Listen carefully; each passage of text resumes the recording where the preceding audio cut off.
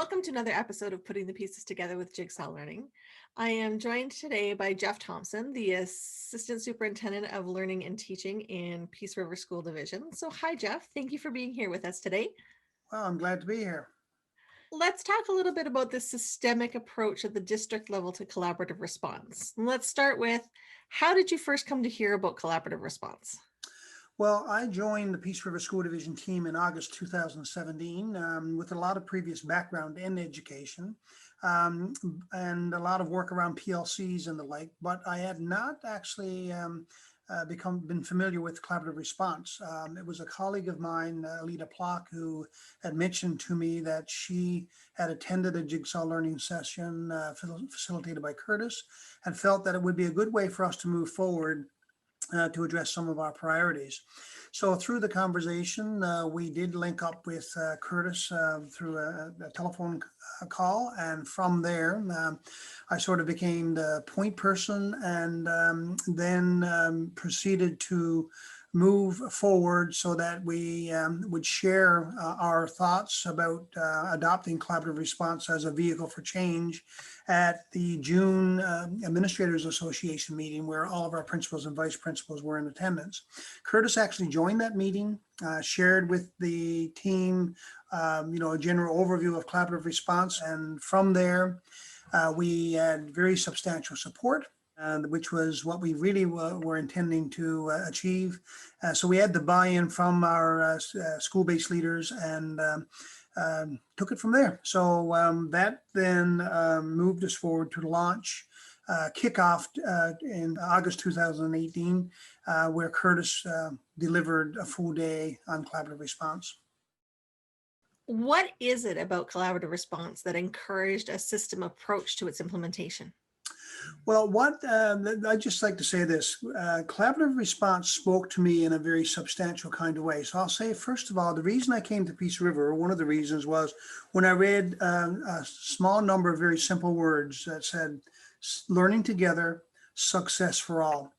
That's a motto that the division has, and it speaks to my longstanding philosophy about education, about assessment and instruction.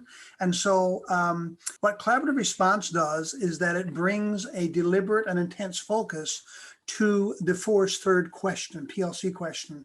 What do we do when we find out that students haven't learned? And while PLCs were intended to do exactly that, they oftentimes fell short of that for a very good reason. That third question is the essence of the hard work of teaching.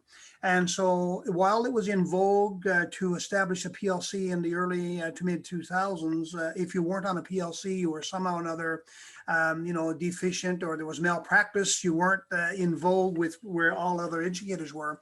I'm reminded of a quote from Michael Fullen that went something like this. He said, PLCs are very powerful school-based structures, but unfortunately, they can be very powerfully wrong because they're not focused about the right things. So I've dubbed collaborative response the PLC 2.0. It's a reinvigorated PLC that actually guarantees, that ensures that there will be interventions, that the forced third question will be answered. So that's really essentially what spoke to me. When I became more immersed in what collaborative response was all about, I quickly determined that it was philosophically aligned with not only where I was and where I am as an individual, but it really is about having that strategic, systemic, systematic, collaborative, shared, sustained approach to addressing that third question. Rick DeFore and Company, in a book in 2010 about narrowing the gap, success for all, talks about why PLCs necessarily needed to exist, that no one person can address that third question well. And yet what happened, of course, is that people developed PLCs. And as I said, that they've quickly realized that was the hard work. So they ticked off all of the other boxes about the importance of PLCs. And what PLCs transformed into really were collaborative structures in schools where teachers talked about their practice, they shared exams and assignments and so on, and they felt good about that, and and for good reason. but the student achievement needle didn't shift. So I read the book. It really spoke to me in a very significant way. I felt that that vehicle for change was very much aligned with the work that we were about to embark upon in Peace River School Division, the work of ensuring a better approach to differentiated instruction and differentiated assessment. And I've used the word differentiated deliberately there. Sometimes we say differentiated instruction and assessment. Well, if you don't differentiate the assessment to align with the differentiated instruction, you lose a lot of the substantial gains that you had intended when you differentiated instruction in the first place.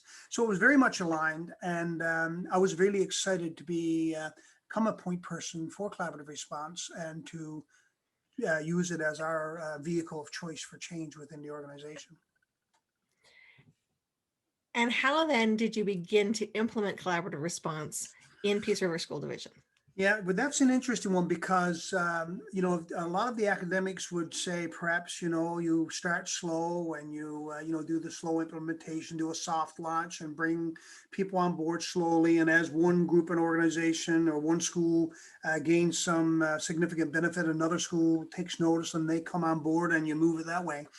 We actually chose to do it in a slightly different way. In fact, in a very, very significantly different way. After the June 2018 half hour, 45-minute session that Curtis shared with our leadership team.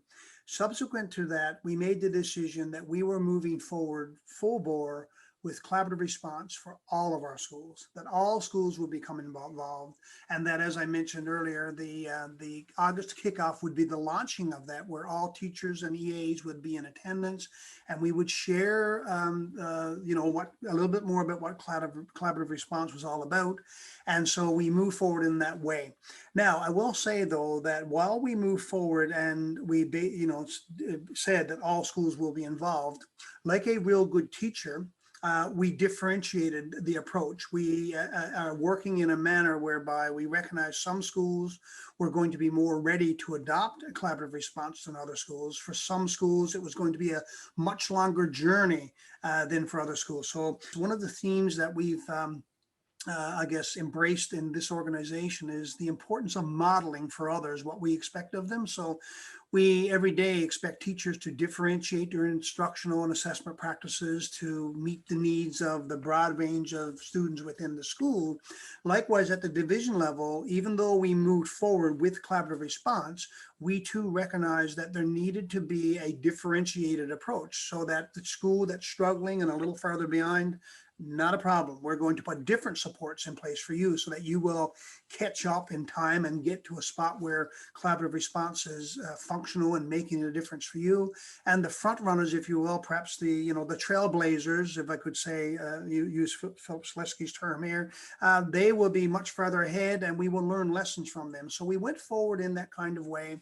That was quickly followed up by having Curtis attend some of our leadership meetings to continue the professional learning and to empower our principals and vice principals to become more knowledgeable about collaborative response so that they could become more effective change agents back in their schools. So right away, we sent a strong message that collaborative response wasn't going away.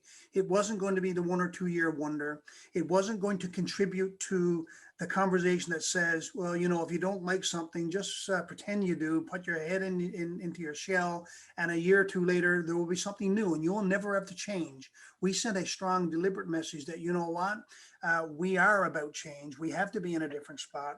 Our students aren't learning at the levels that they would like to learn, that we want them to learn at. We don't currently have success for all. We have success for many, and in some instances, success for most. But our goal is success for all. So collaborative response is the vehicle to allow us to do that because it's going to more deliberately ensure that we answer DeForest's third question. What do we do when we find out students haven't learned? Sent that message that collaborative response is here for the long haul. We will be doing collaborative response as the approach to broad-based change for many, many, many years until it becomes deeply embedded as a part of the fabric of Peace River School Division, so that it becomes so automatic. If somebody were to suggest something different, they'd look at you and say, what the heck are you talking about? So that's really what it unfolded. So since then, we've done a tier of implementation. So Curtis, in the 2018-19 school year, came on board and worked with our school administrators. We expanded the leadership team in our larger schools so that there would be an I coach and another teacher, for example, so they would have a nucleus of change agents that could go back and perpetuate the change within the school. We then, the next summer, we had another kickoff that was further deepening knowledge about collaborative response. And then the next year, Curtis came on board again at our leadership meetings. And that has been the pattern that we've established. And we had a bit of a hiccup with COVID-19, but we're back on track for another August kickoff this year, where we deepen the focus on collaborative response, particularly around literacy and numeracy, which are two of our big goals in our 3-year plan. We have also been deliberate about bringing in sessions for our EAs. And so we've partnered with Collaborative Response by our peers, I believe, and she's doing some work there and doing 1-hour cafe conversations with our K-4 EAs before Christmas next year, or semester 1, I should say, and semester 2 with our other EAs, grade 5 to 9 or 10 EAs. So we're into a layering of implementation, responding to schools that are in a slightly different spot, and everybody is moving on the journey. And while some will be a little ahead of others, we're all moving along. And where we are right now is getting to a place where there's a lot more cross-pollination of ideas. So schools are actually saying that they want to spend more time talking with another group of teachers in another school. And I say, isn't that wonderful? Because 4 years ago, if we said to schools, you know what, on a go-forward basis, we're going to require that you reach out and have conversations with another staff, we probably would have had some resistance and pushback. And now, through an approach that we've adopted and a movement forward, schools are reaching out to ask and talk, to have conversations about how can we reach out and tap into other schools to share best practices. So I'm feeling pretty happy about where we are. Actually, a long way to go, but I think we've moved a long way in a short period of time. You've made note of being deliberate and intentional and very planned in your approach. If we break down some of the structures of collaborative response and take a look at the collaborative structures and processes in general, what happens at a district level to ensure that those are in place at a school level? Yeah, so that's a really important piece. And again, I mentioned earlier about the importance of modeling. I have a very simple view about leadership, and it's that, you can't expect others to take on leadership tasks and functions and activities and carry them out if you yourself don't model exactly that. So, there's an old adage that says, never assign to something else something you yourself wouldn't do. And if you do it yourself, then you only need to do it once or twice, and then everybody comes on board. So we set up our team to do exactly that, not only for the sake of modeling, but doing what we need to do to be seen as supportive to schools. So we've tried to cascade this in a way that says, at the division level, we are working with principals and vice principals and other change leaders within a school, no different than at the school level, teachers are working with individual students. So every day we expect them to differentiate and to put structures and processes in place to ensure all children will learn. And so at a division level, we have to do the same thing. So what does that look like?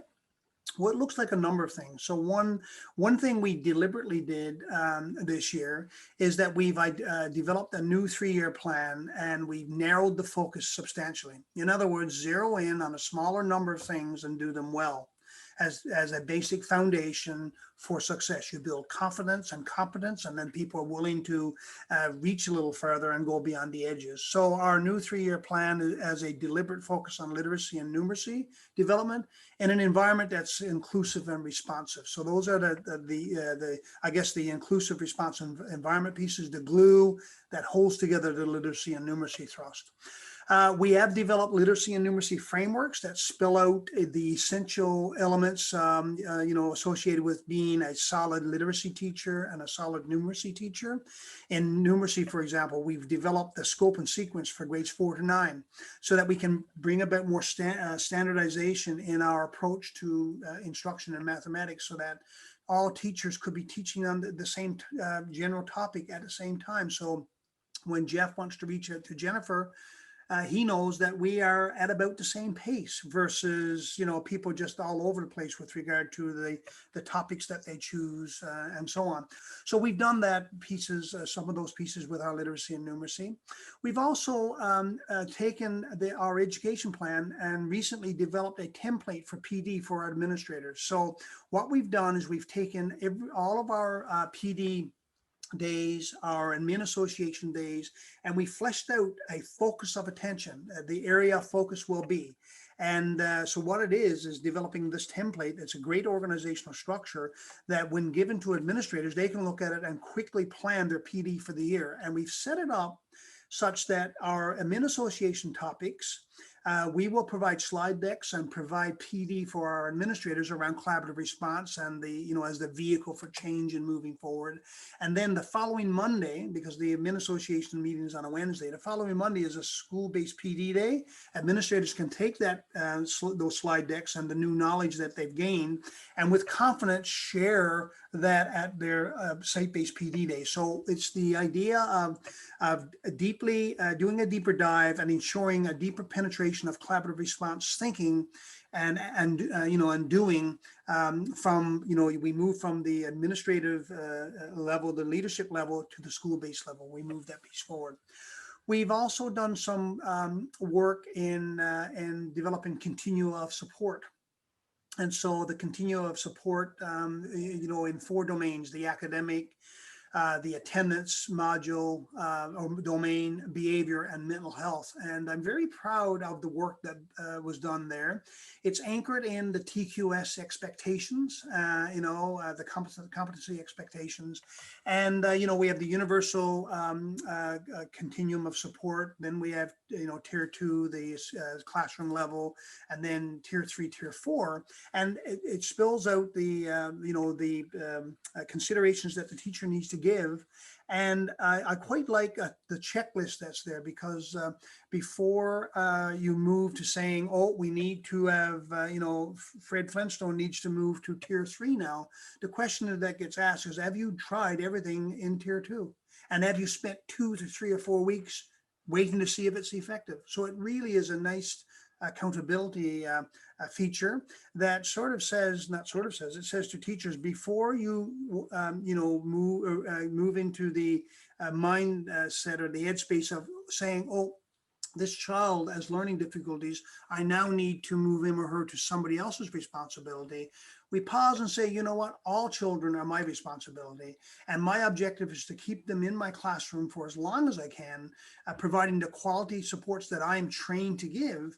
And then I only reach out for supports outside the classroom when the child's needs are profound enough or challenging enough that I cannot address that. So that's another structure that we've developed. I'm very pleased with the fact that schools are using those continua of support in developing their own continuum of support for academic, behavioral, and mental health.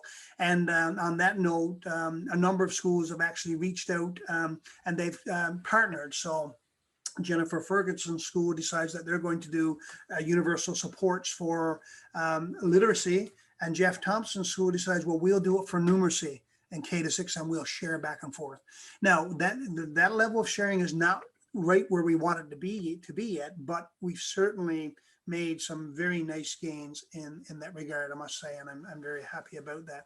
So I've already mentioned that we have collaborative response sessions at our admin association meetings, and and these have been very valuable in building capacity for administrators. They've become much more confident in their work. And of course, when you're confident, you're more likely to go back and do the work you need to do. Change is difficult, as we both know. And a pretty prolific author who's now dead, unfortunately, Philip Selesky, once he wrote several things, but he wrote a book called Shaking Up the Schoolhouse in 2001 or two. And basically the essence of that book was this, that you are either a change adept leader or a change inept leader. Well, we're moving all of our administrators to be change adept, and collaborative response is the vehicle we're using to ensure that that happens. Because again, as I mentioned at the outset, what collaborative response speaks to me about, and it shouts out at me loud and clear, is that it's about interventions and almost nothing else. And I'll qualify that a bit. It's about answering question 3, that PLCs unfortunately never did answer as successfully as was intended. And when I say about interventions and responding to question 3 and nothing else, well, obviously, in order to respond to question 3, teachers need to have skill sets to be able to differentiate instruction and assessment. They need to have a repertoire of various strategies to try, and a good grounding in becoming assessment literate, so that they know what a benchmark assessment is to do, and what the purpose of progress monitoring is, and why we benchmark and progress monitor, and the importance of formative and summative assessment. So that's the other thing, by the way, I failed to mention earlier. I've got a long-standing background in formative assessment, and did my PhD studies in that area, and spent a lot of time working with schools to try to reculture them to become the staff to become assessment literate. Because the argument is, once you become assessment literate, you automatically become a better a differentiator of instruction. And so collaborative response was a beautiful, beautiful fit with that whole thrust, because I will argue that in order to be truly involved in, and in order to truly embrace a collaborative response approach to teaching and learning, you really do need to have a good grasp of the role that assessment plays, and what's formative and what's summative, and how to interpret data, and how to move from being not only data rich but information rich. We collect all kinds of data, and it's just there, and until we tease it apart and disaggregate it to glean better meaning from it, you will still remain information poor. So collaborative response spoke to me in volumes, and that around that as well. Jeff, your passion for collaborative response comes through in everything that you're sharing with me. I just need to take a step back because there's so much in what you've shared. You mentioned the development of the Continuum of Support at the district level. What was the process for that development, and how was it shared with schools? So my colleague Alita Plock and her team took the lead in that. So the learning support staff, our I coaches and Alita took the lead in that, and our social workers were involved in the mental health piece. So basically how that came to be, we were having our meetings with Curtis, and the school teams were there doing their pieces, and they were coming together looking at their collaborative response work, and celebrations so far, next steps, and so on. And so we were getting our heads around the fact that we do need to be stepping up to the plate a bit more, do work that will be seen as supportive of schools in their work. And so that's how it initially came into being, that basically, look, at a division level, it would be really good if we could put in place continua of supports that would be guides for schools to use when they're doing their setting up their non-negotiables, and what needs to be happening in the tier 1 at the classroom level, and tier 2 the universal supports, and the classroom-based intervention supports. And so they did that piece of work. It went through various iterations. It was vetted out, shared with our administrators association, our principals and vice principals, and division level staff. And after vetting it out, there was tweaking that was done with it, and it's still, some of the documents probably still need to be tweaked a bit, but that was certainly how it initially unfolded. Schools are certainly using those documents, and we've gotten some very good positive feedback around that. A related piece that we've embarked upon, which we're doing, is I spent some time years ago working with Kenneth Leithwood's turning around schools that were in trouble. So we put in place a broad-based change initiative to help struggling schools. So when a school is in the red zone, what do you do at a division level? And when a school is in the yellow zone, what do you do at a division level? Well, the red zone is obvious. It's an all-out blitz of division level staff moving in for an intense period of time until we get structures and processes and routines and behaviors and attitudes shifted so that they're on a different pathway. The yellow, it depends. If you've been in the red and you're now in the yellow, you might say, wow, fantastic work. Continue on with the great initiatives that you've started, because look where you were and look where you are. If you've traditionally been in the green, but you're now back in the yellow for 3 years in a row, wow, what the heck is going on? We need to get back to some of those great practices that served you well in the past. And so it's all about, teasing apart the data, looking at trends, and then responding accordingly. So we've been doing some work other work at a division level for the entire team, both the learning supports and teaching and learning team, putting together a model that is going to be the district's response to schools that struggle. And it's paralleling the school-based approach that we are expecting of schools to put in place when students in a classroom aren't performing at the level they need to. We are expecting an escalating level of interventions. And so we're going to sort of put our money where our mouths are and have a division level approach to that as well. So we've done some significant work. We are not quite ready to go live, but we're pretty close to going live. And what it will mean is that for a school that's struggling, say, in literacy and numeracy and a pile of other things across the board, then that's a red zone school. And so our program coordinators for literacy and numeracy, our social workers, our I coaches, we'll all work with the administrator and staff to give them skill sets they need to be in a different place. And so that's different than the school who might be struggling in just mathematics. It might be, that's a real big struggle, but that might mean one person or two people goes. Our programs coordinator for mathematics would visit that school for an intense period of time to get that back on track. So it's looking at how we respond and in what way and how much of a response we give. And we want that to be a deliberate process using data, well-grounded data, so that when schools see us doing our piece of work, they say, oh yeah, that's exactly what I'm doing, what I'm supposed to be doing at the school level, except that it's scaled up to a broad-based systems level.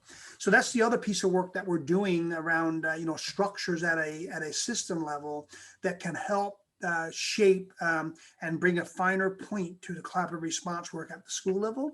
And it's a work in progress as it is for every school. And this is a journey, not a sprint. And 5 years from now, we'll say, you know what, we made some gains, but there's a ways to go. And Kenneth Leithwood said, once you think that the school has turned itself around, the mistake that many organizations make is that that's when they sort of turn their attention to something else, when in actual fact, just when you get to the spot where you think they've turned themselves around, that's when you actually blitz the supports even more for another 2 or 3 year period so that it becomes ingrained. So I suppose just like the student, when you think that he or she has the concept, that's not the time to leave and go and do something else or introduce another topic to them. Let's blitz that a bit more so that it is ingrained and it's going to be sure to stick. Collaborative response at the district level. I'm very excited. You talked a little bit about the data and evidence being a driving force in the conversations that you're having about schools, and that you want the data and evidence and your passion for assessment comes through. What is the process for digging into data and evidence at the district level or across your division when it comes to collaborative response? Yeah, that's an excellent area for growth for us. So I would say to you that we're still into our infancy there. When I came on board in 2017, one of the things I was asked to do was to help build an assessment culture within the organization to help create assessment literacy, or to help people become more assessment literate. We've done a lot of work in that area, but like anything, that too is a major change initiative. And I would say that, while we've had some great success, we're still we haven't yet arrived, and we're still working our way through that. So we've done some work recently around common assessments for grades 7 through 12 mathematics and science. That unfolded quite nicely, and we need to get back to that now. COVID has sort of gotten us off track a little bit, but we will get back to that. We've also made a decision to acquire through Intellimedia, who has partnered with Jigsaw Learning to acquire their dossier software and the collaborative response, or the WeCollab tile, for data analysis. And you'd be very familiar with that based on some involvement with us. And so again, that's still, we're still working the bugs out in that, but we're in a good spot compared to where we were last year. And so we will be using the dossier software as the vehicle to allow us to move from being data rich to information rich. There's lots of data. It's in, whether it's this provincially archived data, or individual school report cards, students' cumulative files, and so on. There's lots and lots and lots of data. What there isn't lots of, or there hasn't been lots of, are smart ways to tease apart that data to gain the meaning that we need to gain from it in a hurry. And so that's where we're focusing our attention next, to zero in on important data, so that when I ask a question, how many of our students in semester 1, or at the halfway point by reporting period 1, are not performing at an acceptable level in, and almost as soon as I say the subject area and grade level, somebody clicks the button, and within 10 seconds we have that information. And then the next step is, now that we've identified those students who are struggling, so the flagging of students, which is a pillar piece to the success that collaborative response is having, because that is a deliberate focus. The next thing we can turn our attention to then is zeroing in on the kinds of strategies we might want to deploy. As one administrator said to me, when we announced dossier software and the administrative team started dabbling in it, she said, now and only now can we turn our attention to what the focus of collaborative response is to be, and that is to focus on strategies and approaches. Because before, we were mining data. We were spending all of our time and effort trying to pull the data together and glean meaning from it. Now we can click and get, and we can direct our attention there. So that's we're building the system right now to become much more data savvy, and to become much more informed about the critical role that the analysis of data plays in informing administrators and teachers about where they next need to go in that quest to ensure collaborative response for children in need. And so we've also anchored it into our 3-year education plan. We sort of, you talk about, tough accountability, or blunt accountability, or soft touch accountability. So I'd like to think that we've implemented a few soft touch accountability pieces. So here's one gentle accountability piece. Some mightn't see it as gentle, but we do. So in our 3-year plan, I already mentioned, we have 3 goals. And the first goal is that all students are literate. The second goal, all students are numerate. And the third goal, all students are, educated in an inclusionary, responsive environment. So let's stick with the first 2. All students are literate, and then the outcome is, for that one, is all students are achieving at grade level in literacy, or meeting their goals in their individualized program plan. So it's an acknowledgement that some children will never be at grade level, but still will have an amazing success and develop to their fullest potential. And so what we've done is we've anchored in our 3-year ed plan for ELA, for example, that Fountas and Pinnell benchmark data will be gathered for grades 1 to 8, 3 times a year. We're also administering a reading assessment tool that we've partnered with another agency on twice a year.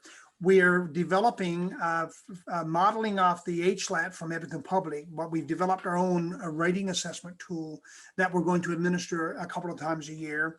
And that's going to be a part of our performance measures when we report to our publics. And so therefore schools have had to write plans align with that as well. So we have now gotten to a place where come next fall, we're not going to, I'll be surprised if we have to spend a lot of time and effort tracking down schools and saying, hey, where's your Founders and Pinnell data? Where's your RCAT data? Because you see, they will now have to report on how well their students have done on that in their year-end plan. So it's sort of a way of getting beyond the struggles of trying to make it happen and just saying, you know what, this is so important. We just had to get it done, because this is just the step we need to get to make those informed decisions about the interventions we need to put in place so that the children will learn. So back to the principal's comment, we are finally getting to a spot where we're not putting our massive amounts of time and effort into, just piling up the data. We're getting it for a purpose. It can then be loaded into a dossier, and we can make some big important decisions about that. Likewise for math, we're using the MIPI, the Edmonton Public, with permission from Edmonton Public, and we've developed our own numeracy common assessment tool for grades 1 to 9, and we're ramping that piece up as well. So I guess what I'm saying is that indeed we are rapidly moving to become an organization that's more assessment literate and more plugged into the importance of getting the data so that we can be better positioned to identify those students who truly need the help. As Curtis and company say in their book, as one of their, profiles of a school as an example, if you ask the question, how are your students doing? Most teachers will probably say they're doing fine, and with no ill intent. If you ask a different question, okay, they're doing great, but so who is it that aren't, who's not doing as well as you'd like them to be doing? And you start peeling back the layers. And once you do, it doesn't take too long to realize, gee, there are students here who actually need tier 2, supports. They need some extra supports at the classroom level so as to be proactive, so that they're not later requiring, tier 3 support from somebody outside. So again, this is a major work in progress for us. We are building capacity with administrators. They're all becoming more data savvy, and they're going to be able to disaggregate results in a meaningful kind of way. And earlier I mentioned that collaborative response, one of the reasons why it spoke to me was that it was a great fit with assessment and the importance of being assessment literate, and the two go hand in hand. Assessment literate people or educators will be, in my view, better positioned to embrace collaborative response as an important change initiative than those who are not assessment literate. And so we're moving forward on that front as well. And the two certainly complement each other. The two initiatives complement each other in a nice kind of way.